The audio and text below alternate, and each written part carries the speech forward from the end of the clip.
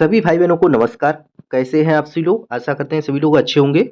और जैसा कि आप सभी लोगों को पता है, यहाँ पर हम लोग RRB, NTPC, RRB group D, RRB यहाँ पर टेक्नीशियन, आप किसी भी रेलवे के एग्जाम की अगर तैयारी कर रहे हैं तो यहाँ पर आप सभी को जीके और जीएस के जो 40 नंबर या फिर जो भी अभी तक की पीवाईक्यू जो भी क्वेश्चन हुए हैं, ठीक है, उनको हम लोग यहाँ पर कंप्लीट कर रहे हैं, उनका सोल्यूशन देख रहे हैं। तो सभी शिफ्टों में जो भी एग्जाम हो चुके हैं उनके प्रीवियस ईयर प्रश्नों के साथ हम लोग यहाँ पर यूथ कंपटीशन टाइम्स की जो बुक है बाईसीटी बुक, ठीक है, उसका सलूशन कर रहे हैं। तो आप लोग वीडियो के लास्ट तक बने रहिएगा। और इससे पिछली क्लासें अगर आप लोगों ने अभी तक नहीं देखी हैं तो प्लेलिस्ट बनी हुई है, प्लीज़ जा करके एक बार जरूर विजिट कर लें।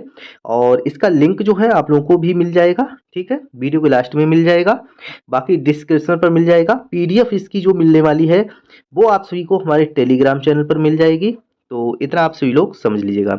जितने लोग चैनल पर पहली बार आए हैं सभी से रिक्वेस्ट है चैनल को सब्सक्राइब जरूर कर लें, ताकि आने वाली क्लासें जो हैं कंप्लीट आप लोगों को मिलती रहें डेली, ठीक है। और एक आप सभी से रिक्वेस्ट है, प्लीज़ वीडियो को लाइक कर दीजिएगा। आप लोग लाइक नहीं करते हैं तो एक बार लाइक कर दें, ताकि मोटिवेशन मिलता है, अच्छा लगता है, ठीक है। और कमेंट बॉक्स में कमेंट भी करके जाइएगा, बताइएगा आप लोग किस बुक का सोल्यूशन और चाहते हैं, तो उसका भी हम यहाँ पर सोल्यूशन करेंगे, ठीक है। चलिए अब चलते हैं क्लास पर। देखिए 35 क्वेश्चन अर्थात इससे पिछली क्लास में इससे ऊपर के जो प्रश्न थे मैंने कंप्लीट करा दिए थे, यहाँ तक देख सकते हैं। तो इससे पिछली क्लास में ये हमने कंप्लीट किए थे। अब यहाँ इससे आगे हम लोग कवर करेंगे। चलिए यहाँ पर देखिएगा, क्वेश्चन में आपसे पूछा गया है, वर्णनात्मक इतिहास की पुस्तक इंडिया आफ्टर गांधी किसने लिखी? आपसे देखिए पूछा गया है, वर्णनात्मक इतिहास की पुस्तक जो है इंडिया आफ्टर गांधी किसके द्वारा लिखी गई? चार लोग यहाँ पर दे रखे हैं, चार लोगों के नाम, मालती राव, अरुंधति राय, रामचंद्र गुहा, रूपा वाजवा, ठीक है। चारों में से आपको ये बताना है कि किसने जो है इंडिया आफ्टर गांधी लिखी। देखिए इंडिया आफ्टर गांधी जो है रामचंद्र गुहा, ठीक है, यहाँ पर एक नाम है, आप लोग देखेंगे रामचंद्र गुहा, रामचंद्र गुहा द्वारा लिखी गई पुस्तक है ये, ठीक है। कौन सी? India after Gandhi. और अगर रामचंद्र गुहा जी का जन्म देखा जाए तो कब हुआ था? तो 29 अप्रैल 1958 को देहरादून में हुआ था, ठीक है। कहाँ हुआ था? तो देहरादून में हुआ था। इतना समझ चुके हैं। इसके बाद ये एक इतिहासकार थे, कौन? रामचंद्र गुहा जो है इतिहासकार थे, तथा वर्ष 2009 में जो है इन्हें पद्म विभूषण पुरस्कार से सम्मानित किया गया था। इतना आप लोगों ने जान लिया होगा। अब हम चलते हैं अगले क्वेश्चन पर। नेक्स्ट क्वेश्चन आप सभी के सामने, हमारे शरीर में वसा संचायक ऊतक कौन सा है? आपसे देखिए क्वेश्चन पूछा गया है कि जो हमारा शरीर है उसमें वसा संचायक ऊतक कौन सा है। चार नाम आपके सामने है, देख सकते हैं। चारों नाम यहाँ पर एपिथेलियल ऊतक है, वस्कुलर ऊतक है, एरोलर ऊतक है और एडिपोज ऊतक है। इन चारों में से सही आंसर ये बताना है कि हमारे शरीर में जो वसा संचायक ऊतक होते हैं वो कौन से होते हैं। देखिए हमारे शरीर में वसा संचायक ऊतक जो है वो एडिपोज ऊतक है, ठीक है। कौन सा है?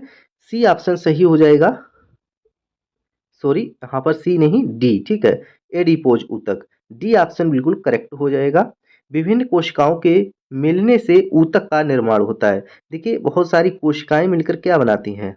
कोशिकाएं जो है मिलकर हमारा ऊतक का निर्माण करती हैं, ठीक है। आपने पढ़ा होगा कोशिकाओं से मिलकर क्या बनता है? ऊतक।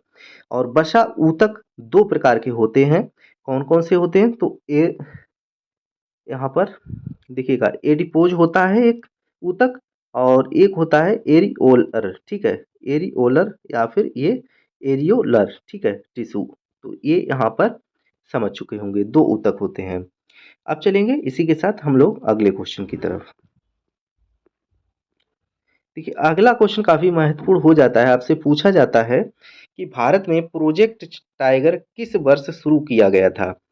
यहाँ पर आपसे पूछा गया है कि भारत में प्रोजेक्ट टाइगर कब शुरू किया गया था। चार ऑप्शन आप सभी के सामने हैं, 1970 में किया, 1973 में, 1980 में, 1975 में। चारों में से आपको बताना है सही कौन सा होगा। देखिए भारत में जो प्रोजेक्टेड टाइगर राष्ट्रीय पशु बाघ को संरक्षित करने के लिए 1973 में, कब? 1973 में शुरू किया गया, ठीक है। कब किया गया? तो 1973 में शुरू किया गया। वर्तमान में इस प्रोजेक्ट के तहत संरक्षित टाइगर रिजर्व की संख्या जो है कितनी है? 52। ठीक है। अब यहाँ पर जो है समय के साथ यहाँ पर बदलाव हो चुका होगा, कमेंट बॉक्स में बताना अभी कितना है। तो 1 अप्रैल 1973 में जिम कॉर्बेट नेशनल पार्क से प्रोजेक्ट टाइगर की शुरुआत हुई थी। ठीक है। तो 1973 में जो है जिम कॉर्बेट नेशनल पार्क से प्रोजेक्ट टाइगर की शुरुआत की हुई थी। ठीक है। चलिए चलते हैं अगले क्वेश्चन पर। अगला क्वेश्चन देख लीजिएगा। यहाँ पर आपसे पूछा गया है, भारत के राष्ट्रपति द्वारा लोकसभा में एंग्लो इंडियन समुदाय से कितने सदस्य जो है मनोनीत किए जाते हैं? काफ़ी सिंपल क्वेश्चन है और पूछा भी जाता है। तो जो भारत के राष्ट्रपति हैं, तो भारत के राष्ट्रपति द्वारा जो है लोकसभा में एंग्लो इंडियन समुदाय से कितने सदस्य मनोनीत किए जाते हैं? 2 किए जाते हैं, 4 किए जाते हैं, 6 या फिर 3? तो इसमें करेक्ट आंसर क्या हो जाएगा? ऑप्शन पहला सही हो जाएगा, 2। तो 2 एंग्लो इंडियन जो है सदस्य मनोनीत किए जाते हैं, किसके द्वारा? राष्ट्रपति के द्वारा। लोकसभा में अधिकतम जो है अधिकतम संख्या 552 है। लोकसभा में सीटों की संख्या कितनी है? यहाँ पर 552 अधिकतम है, जिसमें 530 सदस्य कहाँ से? राज्य से आते हैं। 20 सदस्य केंद्र शासित या संघ शासित प्रदेश से, और 2 सदस्य कहाँ से? एंग्लो इंडियन से, राष्ट्रपति के द्वारा आते हैं। तो वर्तमान में जो है लोकसभा में कितने सदस्य हैं? तो 545 जो है वर्तमान में सदस्य हैं। और लोकसभा को निम्न सदन तथा अस्थायी सदन कहा जाता है। याद रखना है, लोकसभा जो होता है उसको निम्न सदन बोलते हैं। क्या? निम्न सदन। ठीक है। और ये अस्थायी सदन होता है। ठीक है। चलिए इतना आप लोग समझ चुके होंगे। अब हम लोग चलते हैं साथ ही नेक्स्ट क्वेश्चन पर। अगला क्वेश्चन देखिए, आपसे पूछा गया है यहाँ पर, अगले क्वेश्चन में आप सभी से पूछा गया है कि संसद द्वारा निःशुल्क और अनिवार्य शिक्षा का अधिकार अधिनियम किस वर्ष में पारित किया गया था? ठीक है। 2011 में, 2006 में, 2009 में, 2010 में। इन चारों में से आपको राइट आंसर बताना है। संसद द्वारा निःशुल्क और अनिवार्य शिक्षा का अधिकार अधिनियम किस वर्ष में पारित किया गया? 2011 में, 6 में, 9 में, 10 में। ठीक है। तो चारों में से आपको राइट आंसर बताना है, बताइएगा। तो यहाँ पर देखिए, संसद द्वारा निःशुल्क और अनिवार्य शिक्षा का जो अधिकार अधिनियम है वो 2009 में ठीक है पारित हुआ, अर्थात ऑप्शन सी बिल्कुल सही होगा। 2009 में पारित हुआ। भारत में शिक्षा का जो अधिकार है वो मौलिक अधिकार के अंतर्गत अनुच्छेद किस में आता है? अनुच्छेद 21 ए में। ठीक है। 21 ए में दिया गया है। और 86वें संविधान संशोधन अधिनियम से 2002 में द्वारा जो है शिक्षा को मौलिक अधिकार बना दिया गया। ठीक है। और जिसके तहत 6 से जो 14 वर्ष के बच्चे हैं, यहाँ पर समझ सकते हैं, 6 से 14 वर्ष के आयु के जो बच्चे हैं उनको शिक्षा को मौलिक अधिकार के रूप में अंगीकृत किया गया। ठीक है। अगला क्वेश्चन आ चुका है आप सभी के सामने। इसका करेक्ट आंसर आपको बताना है। इस क्वेश्चन का राइट आंसर आपको बताना है। देखिए, क्वेश्चन में पूछा है, नवंबर 2020 के अनुसार भारत का नवीनतम उच्च न्यायालय कहाँ बनाया गया है? ठीक है। आप सभी को बताना है, नवंबर 2020 के अनुसार भारत का नवीनतम उच्च न्यायालय कहाँ बनाया गया है? विशाखापट्टनम, अमरावती, वारंगल, नेल्लोर। ठीक है। तो चारों में से आपको सही आंसर बताना है।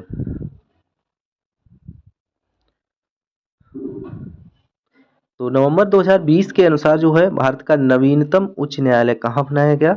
ऑप्शन बी सही होगा, अमरावती। ठीक है।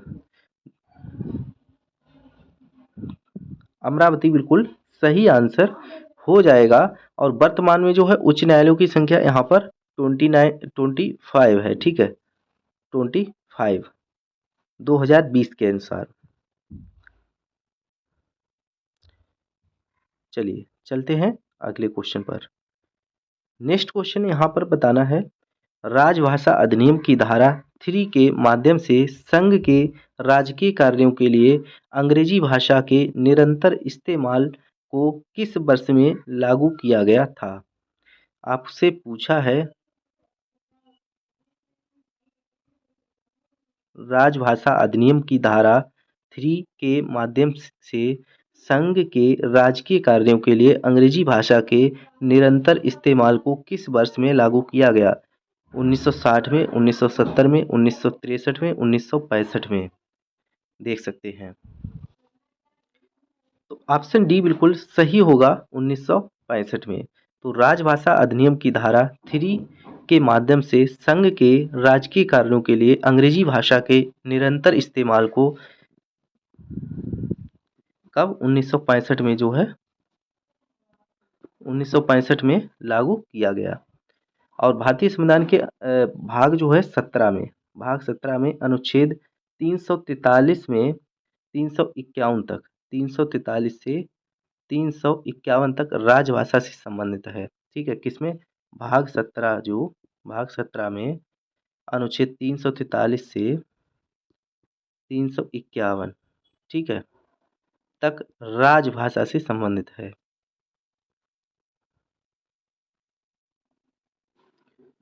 अगला क्वेश्चन आ चुका है आप सभी के सामने, इसका सही आंसर आपको बताना है। चलिए, इसका करेक्ट आंसर आपको बताना है, इनमें से किसे 9 डॉट्स अवार्ड 2019, ठीक है, 9 डॉट्स अवार्ड 2019 से सम्मानित किया गया। 4 यहाँ पर ऑप्शन है, James Williams, Chetan Bhagat, Sandeep Maheshwari, any Zaidi. ठीक है, तो इनमें से किसे नाइट डॉट्स अवार्ड 2019 से सम्मानित किया गया था? तो ऑप्शन डी सही हो जाएगा यहाँ पर। ठीक है, क्या हो जाएगा? एनी जैदी। 9 डॉट्स अवार्ड 2019 में भारतीय लेखिका एनी जैदी को उनकी कृति ब्रेड, सीमेंट और कैक्टस के लिए सम्मानित किया गया था। अब चलते हैं हम लोग अगले क्वेश्चन पर। देखिए, काफी महत्वपूर्ण प्रश्न है, निम्नलिखित में से कौन सी नोबल गैस है? आपको बताना है निम्नलिखित में से कौन सी नोबल गैस है। ऑप्शन फर्स्ट है आर्गन, ठीक है, ऑप्शन सेकंड है नाइट्रोजन, ऑप्शन थर्ड है ऑक्सीजन, ऑप्शन चौथा दे रखा है फ्लोरीन। ठीक है, आपको बताना है चारों में से कौन सी गैस नोबल गैस है। ठीक है, तो इसका करेक्ट आंसर क्या हो जाएगा? नोबल गैस कौन सी है? आर्गन। ठीक है, आर्गन जो है कौन सी गैस है? नोबल गैस है। नियॉन भी, ठीक है, हीलियम भी और क्रिप्टॉन भी, इसके बाद जीनॉन भी और रेडॉन, ये सभी गैसें कौन सी हैं? ये सभी गैसें जो हैं नोबल गैस है। आवर्त सारणी में नोबल गैस का जो वर्ग है वो कौन सा है? वर्ग 18 में नोबल गैसों को रखा गया है। वर्ग 18 के तत्व जो बोले जाते हैं उनको हम नोबल गैस भी कहते हैं, ध्यान रखना है। साधारण ताप पर ये कैसे गैसीय अवस्था में होते हैं। ठीक है, आर्गन जो है यहाँ पर साधारण ताप पर क्या गैसीय अवस्था में होते हैं। तो इतना आप सभी लोग देख चुके होंगे। अब चलते हैं नेक्स्ट क्वेश्चन पर। वर्तमान में संविधान की 8वीं अनुसूची में कितनी भाषाएं सम्मिलित हैं? 20, 21, 24 या फिर 22? तो यहाँ पर वर्तमान में जो है संविधान की 8वीं अनुसूची में पूछा गया कितनी भाषाएं सम्मिलित हैं, बताइएगा कितनी भाषाएं सम्मिलित हैं। तो यहाँ पर पता होना चाहिए 22 भाषाएं जो है वर्तमान में संविधान की 8वीं अनुसूची में कितनी 22 भाषाएं सम्मिलित हैं। और भारतीय संविधान के भाग 17 में अनुच्छेद 343 से लेकर के 351 तक जो है राजभाषा से संबंधित है। ठीक है, किससे? राजभाषा से। समझ चुके होंगे। तो संविधान की जो 22 भाषाएं हैं वो कौन कौन सी है मैं बोल के बता दे रहा हूँ। ठीक है, 22 भाषाएं कौन सी हैं? असमिया है, ठीक है, बंगाली है, बोडो है, डोगरी है, गुजराती है, हिंदी है, कन्नड़ है। चलिए यहाँ पर मैं सॉरी दिखाता हूँ। देखिए, संविधान की 22 भाषाएं जो होती हैं कौन कौन सी? असमिया, बंगाली, बोडो, डोगरी, गुजराती, हिंदी, कन्नड़, कश्मीरी, कोंकणी, मैथिली, मलयालम, मीतय या फिर मैतय, मणिपुरी। ठीक है। इसके बाद नेपाली, मराठी, उड़िया, पंजाबी, संस्कृत, संथाली, सिंधी, तमिल, तेलुगु, उर्दू, ये सभी जो है भाषाएं 22 भाषाएं जो हैं 8वीं अनुसूची में शामिल हैं और भाग 17 में अनुच्छेद 343 से 351 तक राजभाषा से संबंधित हैं। अब आपसे पूछा है सांवर झील कहाँ स्थित है? ठीक है, आपको बताना है सांवर झील कहाँ स्थित है। 4 ऑप्शन है आप सभी के सामने, देखिएगा, बताइएगा। सांवर झील कहाँ स्थित है? मध्य प्रदेश में है, उत्तर प्रदेश में, गुजरात में, राजस्थान में। चारों ऑप्शन आप सभी के सामने, इसका करेक्ट आंसर आपको बताना है। तो राजस्थान बिल्कुल सही आंसर हो जाएगा। ठीक है। सांवर झील जो है वो कहाँ है? राजस्थान में। ठीक है, सांवर झील राजस्थान में स्थित है। यह भारत की सबसे बड़ी अंतर्देशीय नमक झील है। ठीक, कैसी? नमक की झील है, सबसे बड़ी अंतर्देशीय नमक झील है। और वर्ष 1990 में इसे रामसर साइट के तहत आर्द्रभूमि घोषित कर दिया गया। ठीक है, वर्ष 1990 में इसे रामसर साइट के तहत आर्द्रभूमि घोषित कर दिया गया। यह झील देश में नमक उत्पादन का बड़ा स्रोत है। यह देश की सबसे बड़ी खारे पानी की झील है। ठीक है, कौन सी? सांवर झील। ठीक है, देश की सबसे बड़ी खारे पानी की झील कौन सी है? सांवर झील। आप चलेंगे हम लोग अगले क्वेश्चन पर। अगले क्वेश्चन में देखिए आपसे पूछा है नाभिकीय ऊर्जा उत्पादन क्षेत्र सार्वजनिक क्षेत्र के उपक्रमों के बीच संयुक्त उद्यम करने की अनुमति देने के लिए संसद द्वारा परमाणु ऊर्जा संशोधन विधेयक का पारित किया गया था। 4 ऑप्शन हैं, 2012, 2014, 15 या 10 में, बताइएगा। ठीक है, तो परमाणु ऊर्जा संशोधन विधेयक जो है वर्ष 2015 में जो है पारित हुआ था, ध्यान रखना है। ठीक है, चलेंगे अगले क्वेश्चन पर। अगला क्वेश्चन आप सभी से देखिए पूछा गया है, देख सकते हैं। भारतीय अंतर्देशीय जल मार्ग प्राधिकरण के अनुसार भारत के नौगम्य अंतर्देशीय जलमार्गों की कुल लंबाई लगभग कितनी है? 15,600 किलोमीटर, 14,500 किलोमीटर, 13,600 किलोमीटर, 12,400 किलोमीटर। चारों में से आपको सही आंसर बताना है। तो भारतीय अंतर्देशीय जलमार्ग प्राधिकरण के अनुसार भारत की नौगम्य अंतर्देशीय जलमार्गों की कुल लंबाई जो है वो कितनी है? ऑप्शन बी सही होगा, 14,500 किलोमीटर है, जिनमें नदियां, नहरें, खाड़ियां आदि शामिल हैं। और राष्ट्रीय जलमार्ग अधिनियम 2016 के अनुसार 111 जलमार्गों को राष्ट्रीय जलमार्ग घोषित किया गया। 111 को राष्ट्रीय जलमार्ग घोषित किया गया। भारत का सबसे लंबा राष्ट्रीय जलमार्ग कौन सा है? राष्ट्रीय जलमार्ग फर्स्ट है। ठीक है, भारत का सबसे लंबा जो है राष्ट्रीय जलमार्ग फर्स्ट है, जो इलाहाबाद हल्दिया के बीच है। चलिए यहाँ पर देख लीजिएगा इसको। भारत का जो सबसे लंबा राष्ट्रीय जलमार्ग फर्स्ट है और जो इलाहाबाद हल्दिया के बीच स्थित है, आपसे पूछ लिया जाता है। अगला क्वेश्चन है भारत में पहली ब्रिटिश प्रेसिडेंसी की स्थापना कहाँ की गई थी? ठीक है, आपसे पूछा गया है भारत में पहली ब्रिटिश प्रेसिडेंसी की स्थापना कहाँ की गई थी? मुंबई में, गोवा में, सूरत में, कोलकाता में। 4 ऑप्शन आप सभी के सामने हैं, चारों में से करेक्ट आंसर आपको बताना है। तो अगर बात की जाए भारत में जो पहली ब्रिटिश प्रेसिडेंसी की स्थापना की गई वो की गई थी सूरत में। ठीक है, तो यहाँ पर सूरत में की गई थी सन 1611 में। कैप्टन मिडल्टन ने स्वाली में पुर्तगालियों के जहाजी बेड़े को परास्त किया। और यहाँ पर देख सकते हैं पुर्तगालियों को पराजित करने के कारण जहांगीर जो है अंग्रेजों से प्रभावित हुआ और 1613 ईस्वी में अंग्रेजों को सूरत में अस्थायी कारखाना स्थापित करने की अनुमति दे दी। अगला क्वेश्चन आ चुका है आप सभी के सामने, बताइएगा भारतीय रिजर्व बैंक की स्थापना कब की गई? काफ़ी महत्वपूर्ण प्रश्न है, बार बार पूछा जाता है कि आरबीआई भारतीय रिजर्व बैंक की स्थापना कब की गई, बताना है आप सभी को। अप्रैल 1945, अप्रैल 1936, अप्रैल 1935, अप्रैल 1948। ठीक है, तो भारतीय रिजर्व बैंक की जो स्थापना है वो कब की गई, बताइएगा। तो 1 अप्रैल, देखिए यहाँ पर लिख लीजिएगा 1 अप्रैल, ठीक है, कब? 1 अप्रैल 1935 को भारतीय रिजर्व बैंक की स्थापना हुई। वर्ष 1949, वर्ष 1949 में इसका राष्ट्रीयकरण हुआ, ठीक है, वर्ष 1949 में इसका राष्ट्रीयकरण हुआ। यह भारत का केंद्रीय बैंक है। कैसा है? केंद्रीय बैंक है, ठीक है, यह भारत का केंद्रीय बैंक है। आरबीआई का मुख्यालय मुंबई में है। कहाँ है? मुंबई में, ठीक है।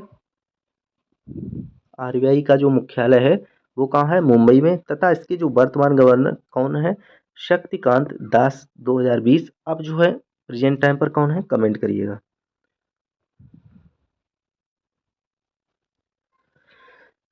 नेक्स्ट क्वेश्चन है संयुक्त राष्ट्र यूनाइटेड नेशन सुरक्षा परिषद के अस्थायी सदस्यों का कार्यकाल कितना होता है? आपसे संयुक्त राष्ट्र सुरक्षा परिषद के अस्थायी सदस्यों का कार्यकाल पूछा गया है।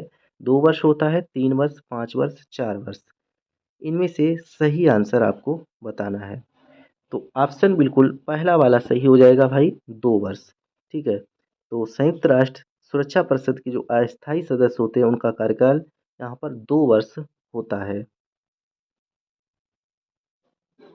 और इस परिषद में कितने सदस्य होते हैं? तो 15 सदस्य इसमें जो है होते हैं, ठीक है। कितने? 15 सदस्य, जिसमें 5 सदस्य, 5 जो है स्थायी होते हैं और 10 स्थायी, यहाँ पर 5 स्थायी होते हैं और 10 जो है अस्थायी होते हैं, ठीक है। अमेरिका, ब्रिटेन, फ्रांस, रूस, चीन स्थायी सदस्य। अगला क्वेश्चन आप सभी के सामने देखिएगा। एमएस ऑफिस 2010 की एक्सेल वर्क बुक में डिफ़ॉल्ट तौर पर कितनी सीट्स शामिल होती हैं? 4, 1, 3, 2। आप सभी को बताना है, ठीक है। तो एमएस ऑफिस 2010 की एक्सेल वर्कबुक में डिफ़ॉल्ट तौर पर कितनी सीट्स शामिल होती हैं? सही आंसर कितना हो जाएगा? ऑप्शन सी बिल्कुल सही होगा, 3, ठीक है। तो माइक्रोसॉफ्ट ऑफिस एक ऑफिस सूट है जिसके द्वारा ऑफिस के सभी कार्य किए जाते हैं, ठीक है। और एमएस ऑफिस सर्वप्रथम जो है 1989 में रिलीज किया गया था, ठीक है। चलिए अब चलते हैं हम लोग अगले क्वेश्चन पर। नेक्स्ट क्वेश्चन आप सभी लोग देख सकते हैं। अगला क्वेश्चन,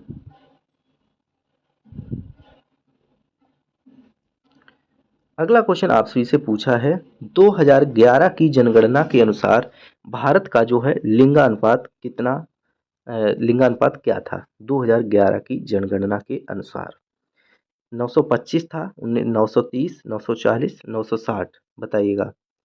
तो वर्ष 2011 की जो जनगणना के अनुसार भारत का लिंगानुपात था वो था 940, ठीक है। 1872 में जो है लॉर्ड मेयो के कार्यकाल में पहली बार जो है जनगणना हुई थी। कब? 1872 में, इसके कार्यकाल में लॉर्ड मेयो के, ठीक है। इसके बाद 2011 की जनगणना 15वीं जनगणना थी। दो 2011 की जनगणना हुई थी वो कौन सी? 15वें नंबर की थी, 15वीं जनगणना थी। और इस जनगणना के अनुसार सबसे ज़्यादा आबादी वाला राज्य जो है कौन सा था? यूपी, ठीक है। सबसे ज़्यादा आबादी वाला राज्य यूपी था। तथा सबसे कम आबादी वाला राज्य जो है कौन था? सिक्किम। कौन सा? सिक्किम। तो वर्ष 2021 की जनगणना 16वीं जनगणना होगी। कौन सी? 16वीं जनगणना होगी, जिसकी जनगणना जो है यहाँ पर थीम जन भागीदारी से जन कल्याण है। चलिए अब चलते हैं अगला क्वेश्चन। अगले क्वेश्चन में पूछा है आपसे ब्लूटूथ के आविष्कारकर्ता का क्या नाम है? आपको बताना है ब्लूटूथ के आविष्कारकर्ता का क्या नाम है। ऑप्शन फर्स्ट चार्ल्स सिमोनी और जाब हार्स्टीन, ठीक है, हार्टसन। आपको बताना है सही आंसर क्या होगा। तो ऑप्शन इसका बी सही हो जाएगा। देख सकते हैं कौन सा, जॉब हार्टसन, ठीक है, सही आंसर हो जाएगा। ब्लूटूथ के आविष्कार करता है, ठीक है। तो यहाँ पर देखिएगा ब्लूटूथ का आविष्कार जो है जॉब हार्टसन ने किया था। यह एक प्रकार की तकनीकी है जिसकी सहायता से कोई भी डाटा हम एक डिवाइस से दूसरी डिवाइस में भेज सकते हैं। हार्टसन एक रेडियो वैज्ञानिक है, ठीक है। आ चुके हैं अगले क्वेश्चन पर। नेक्स्ट क्वेश्चन आपसे से पूछा गया है, देखिएगा, फसलों के लिए निम्नलिखित में से कौन सा निकाय न्यूनतम समर्थन मूल्य की अनुशंसा करता है? NITI Aayog, CACP, NABARD, FCI. तो फसलों के लिए जो है निम्नलिखित में से कौन सा निकाय जो है न्यूनतम समर्थन मूल्य की अनुशंसा करता है? इसका सही आंसर रहने वाला है,